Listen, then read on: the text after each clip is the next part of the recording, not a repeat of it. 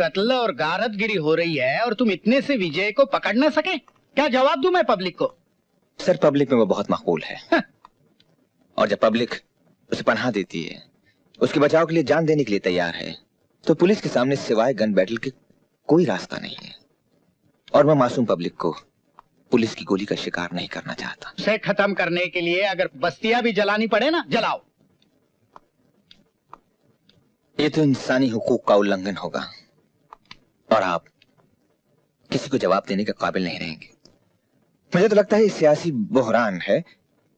इसे सियासी तरीके से ही हल करना चाहिए, ना कि पब्लिक और पुलिस को आपस में लड़ाकर। जो मेरी कुर्सी के लिए खतरा बन सकता है उसको मैं कुछ भी कर सकता हूँ। तुम आज के आज उसे ढूंढो और पुलिस एनकाउंटर की आड़ में ऐसी मौत मारो कि किसी को भी मुझसे टकराने की हिम्मत ना हो, वरना ये यूनिफॉर्म यहीं छोड़ जाओ।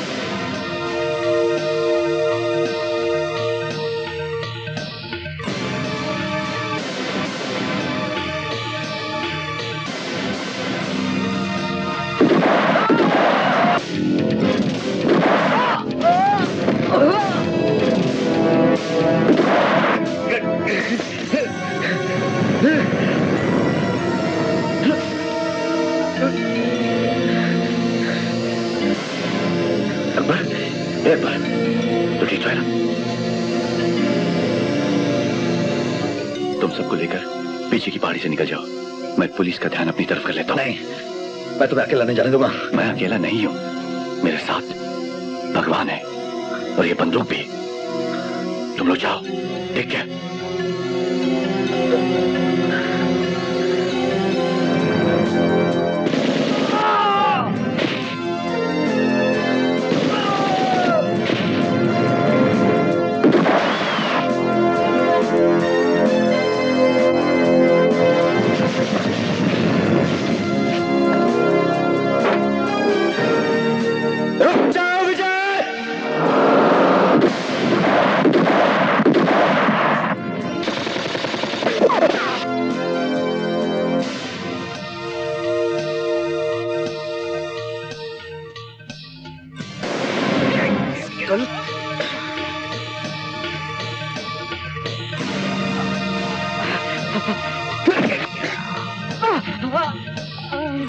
जाओ पीछा करो उसका।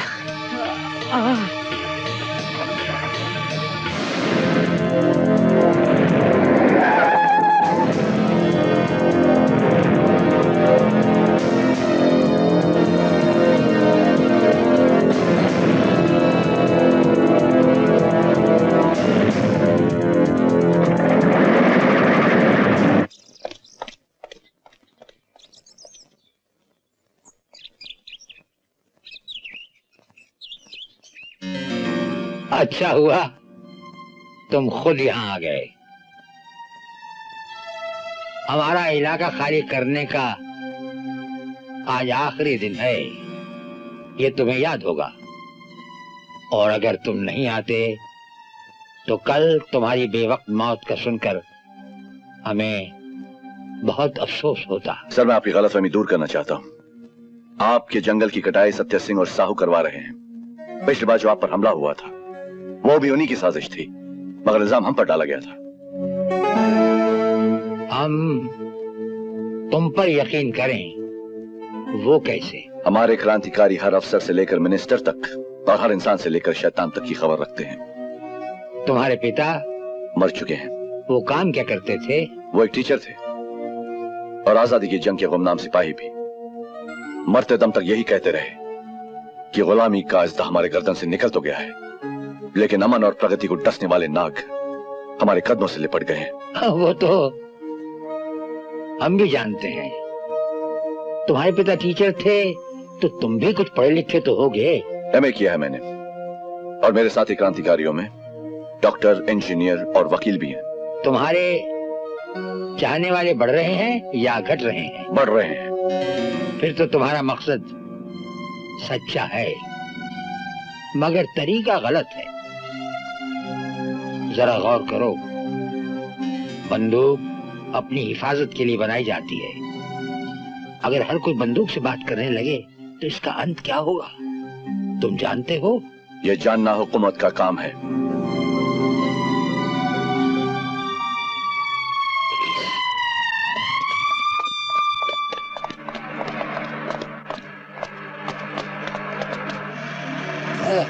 तुम कुछ परेशान से लग रहे हो, कुछ खास बात है?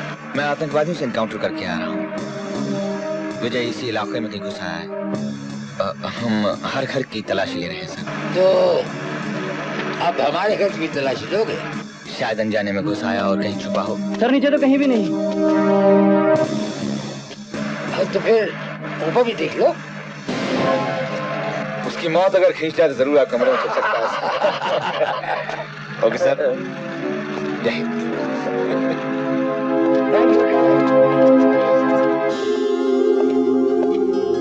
सर, आपने मुझ पर एहसान किया है। एहसान? एहसान कैसा? एक सच्चा और बहादुर इंसान दूसरे सच्चे और बहादुर इंसान की इज्जत ही नहीं, हिफाजत भी करता है।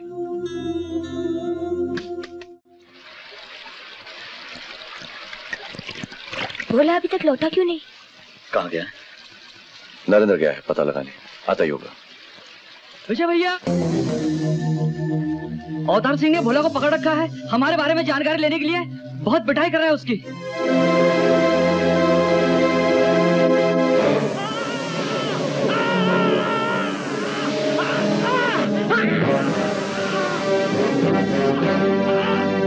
दो इसे।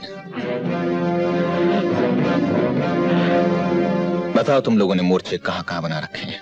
नहीं बताऊंगा।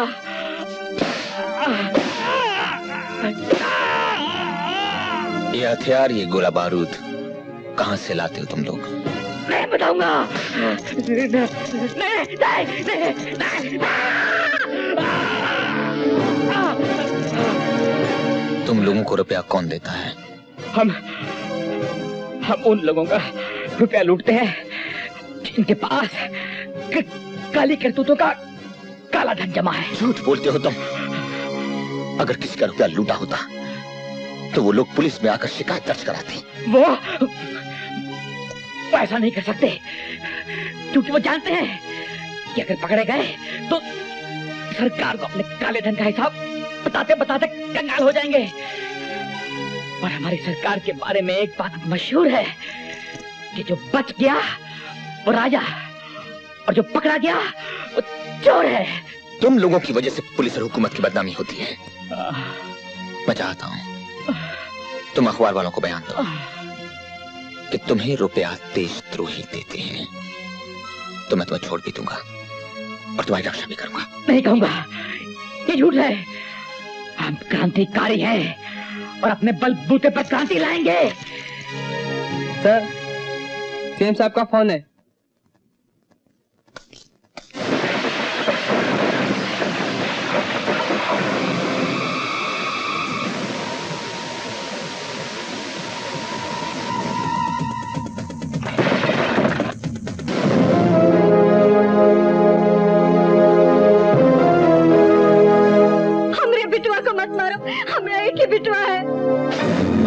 सत्या सिंह से पूछो उससे कितनी माओं की गोदे खाली की है, कितों के सुहाग उजाड़े हैं।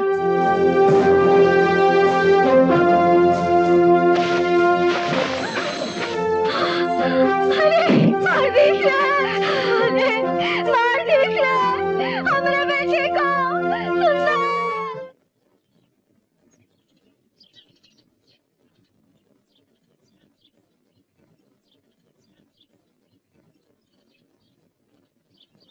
अब समझ आया ना, किसी के घर जला देने से, किसी को गोली मार देने से, किसी को यतीम या बेवा बना देने से कितना दुख होता होगा। ऐसा नहीं करता तो ये ऐश आराम इतनी आओ भगत देखती अपनी जिंदगी में। चमड़े की चिड़िया की तरह आई थी मेरे घर। हीरे जवाहरात जमा करते वक्त कभी पूछा कि ये आते कहाँ से है? हम तो वैसे ही भले थे। जब तुम हवलदार थे, घर में रोजाना 200-400 रुपए कमा के लाते थे, हम खुश रहते थे। पहले गुंडों को पकड़ते थे, अब खुद गुंडा बन बैठे हो। तो क्या मैं चीफ मिनिस्टर ही छोड़ दूं? हाँ हाँ छोड़ दो। हाँ। तुम कौन से अशोक आजम या अकबर आजम हो कि तुम्हारे बिना हिंदुस्तान का तख्त खाली रह जाएगा। ये मुझे चीफ मिनिस्टरी किस काम की कि हमारे बेटे सुंदर कोई छुड़वा न सके। तो तू चाहती है कि मैं अपने बाप दादा की तरह सड़कों पर सब्जी तरकारी बेचूं? वही काम ठीक से कर सकोगे। पहले हवलदारी से निकाले गए, अच्छी खासी फौजदारी की नौकरी मिली थी, वो भी गंवा बैठे। कोई काम तो ठीक से किया करो। हम कह रहे हैं कि अगर हमारा बेटवा सुंदर सही सलामत वापस नहीं आया, वरना तुझे भी उठा कर ले जाएंगे वो लोग। सर, नमस्कार भाभी जी। सर, मैंने सारे स्टेट में मैसेज फ्लैश कर दिया है। पुलिस चौकस हो गई। पुलिस चौकस हो जाए या चौकड़ी भरे, मैं पूछता हूँ मेरा बेटा कहाँ है? जिसने भी अगवा किया है वो जरूर हमें कांटेक्ट करेगा। मेरा शक तो उन्हीं आतंकवादियों पर है जिनका आदमी मेरे कब्जे में है। हेलो। सुंदर सिंह हमारे कब्जे में है। तुम्हारे कब्जे में? तुम कौन हो? तुम्हारे और तुम्हारी सरकार के दुश्मन। इंस्पेक्टर यादव, फौरन टेलीफोन एक्सचेंज कांटेक्ट करो और पता करो कि सीएम साहब का फोन कहां से मिलाया गया है। Okay, over. मेरे बेटे को रिहा करने के लिए कितना रुपया चाहिए? बोलो। रुपया नहीं, बोला चाहिए। आज रात 12 बजे के अंदर अंदर। 12 बजे के अंदर अंदर? हाँ, वरना सुंदर सिंह तो जान से जाएगा ही, साथ में सरकारी दफ्तर भी ब्लास्ट कर दूंगा। Hello hello hello hello hello hello hello hello hello. Sir, exchange का फोन बिजी आ रहा है, आप उनको बातों में लगाए रखिए। उसने फोन काट दिया है। तुम पुलिस का दस्ता तैयार रखो और सारे पब्लिक टेलीफोन बूथ पर कड़ी निगरानी रखो। वो फिर से फोन करेगा। ओवर। कमिश्नर, भोला को छोड़ दो। नहीं सर, मैं आतंकवादी की फरमाइशें पूरी करने के लिए नहीं, अपना फर्ज निभाने के लिए काम करता हूँ। मिस्टर कमिश्नर, जानते हो तुम्हारा अंजाम क्या होगा? मैं अंजाम की परवाह नहीं करता मिस्टर साहू। मैं तुमको जानता हूं और तुम्हारे तौर तरीकों को भी। पुलिस को धमकी दोगे तो सारी जिंदगी साधु बनकर घूमते रहोगे। कमिश्नर, मुझे ये बताओ कि मेरे बेटे का क्या होगा? आपके बेटे को कुछ नहीं होगा सर।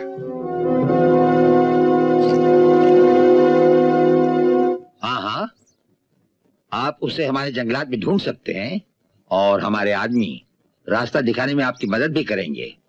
मगर एक बात याद रहे कि हमारे जंगलात में बम बारूद का इस्तेमाल नहीं करेंगे। सर, मैं आपको यकीन दिलाता हूं कि जितनी बारूद की जरूरत है उतनी ही इस्तेमाल की जाएगी। नहीं नहीं, हरगिज नहीं। जंगल में आग लग सकती है, उसे बुझाएगा कौन? सर, ये तो मेरे फर्ज का तकाजा है। भाई, आपका फर्ज या सत्य सिंह के बेटी की जिंदगी हमारे देश की अमानत से तो ऊंची नहीं। हाँ हाँ, हम उसे आजाद करा सकते हैं विजय से मिलकर, अगर तुम्हारा चीफ मिनिस्टर चाहे तो।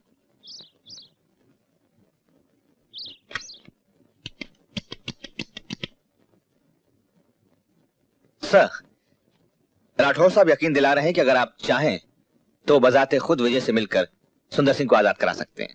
आप बात कीजिए। मुझे राठौड़ की मदद की जरूरत नहीं। तुम्हें शर्म आनी चाहिए जो पुलिस कमिश्नर होकर राठौड़ की मदद मांगने गए हो।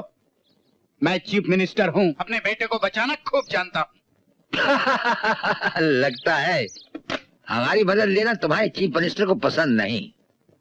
भाई कमिश्नर साहब, आखिर जाहिल की पहचान है यही कि मसले को सुलझाने की बजाय उसे उलझा देता है।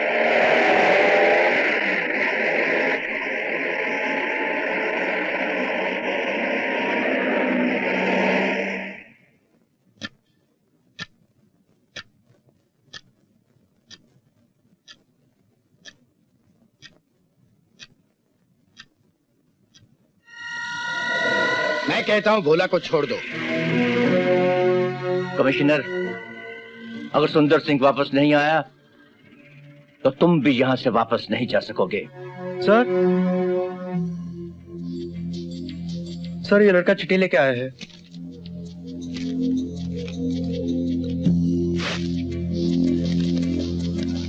किसकी चिट्ठी है? विजय की। लिखा है, मैं जो कहता हूं वो करता भी हूं। बेटा, ये चिट्ठी तुम्हें किसने दी है? विजय भैया ने। कहाँ है वो? हमारे दिलों में। पकड़ सकते हो तो पकड़ लो।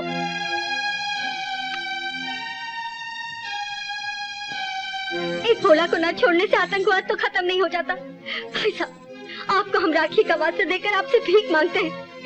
हमारे सुंदर को बचा लीजिए, हमारे सुंदर को बचा लीजिए।